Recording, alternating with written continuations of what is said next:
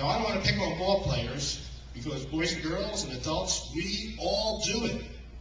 We all do it. It's not because we want to be actors or hypocrites. It's because we're not perfect. We all want to be that Christian in this world. That's why sometimes, we love to wear medals around our necks. You see all these people, all these entertainers with crosses around their neck, and they sing the lewdest music you could possibly listen to. That doesn't make sense to the world, and it's convincing the world either one way or another. Either you yourself are just acting, or number two, that really is Christianity. You could really be a Christian and fight and argue and not get along with your friends. You could really be a Christian and ostracize your friends in the group.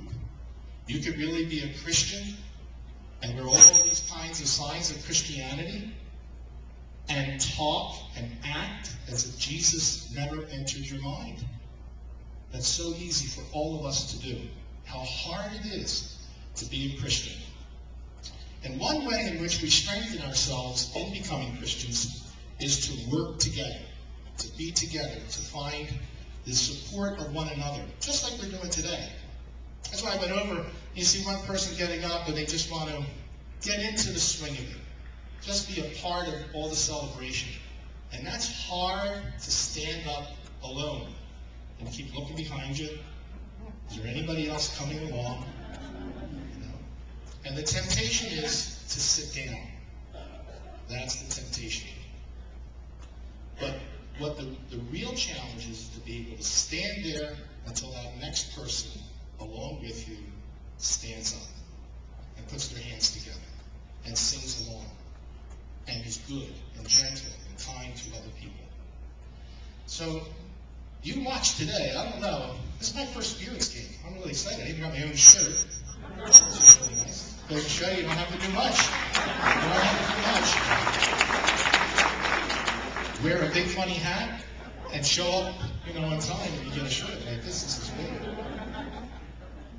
I don't know, maybe you'll see that a little bit in the game. Maybe you'll see some guys lust themselves at some point in time, and then 3 seconds later, they're beating the daylights out of you. And we enjoy that. Maybe it's just a part of the scenario or part of the movie. But in real life, we cannot live that way. We cannot live that way. We can't be good at home and mean outside. We can't be good to our friends and mean to our parents and brothers and sisters. We can't just wear signs of Jesus in our life, make signs of Jesus in our life, and not live Jesus. That's the most important thing. Earlier this morning, I was at one of our parishes, the St. Simon and Jude, and on an annual basis, on this weekend, their Mass is celebrated in honor of Dr. Martin Luther King, and they invite a lot of the neighborhood Christian communities in for the Mass as well. So I had the opportunity to be there, and there's a perfect example. There's a perfect example of a person who was really admired for his race and his courage and so on, but really it was his Christianity that motivated Dr. Martin Luther King. It was his Christianity, his belief that God was the Father of us all, we're all brothers and sisters, that made him put his life on the line. And when you saw him, you got a glimpse of what Jesus would be like. And that's what each and every one of us is called to do in our lives. And whether we're in grade school, high school, college, adults, parents, whatever, when people see us, when people see you, do they see Jesus Christ? That's a hard claim because none of us is perfect. We're all growing up. But that's what we strive to do, to be Jesus in this world. And so one way we've done it today is just to get together and to acknowledge that we love Jesus, that he's a part of our life, that he's important to us.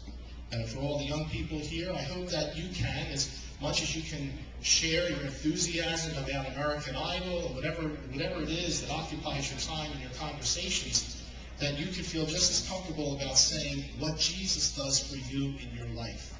The more you do it, the more comfortable you will become. The more comfortable you become, the more people will join you in doing it.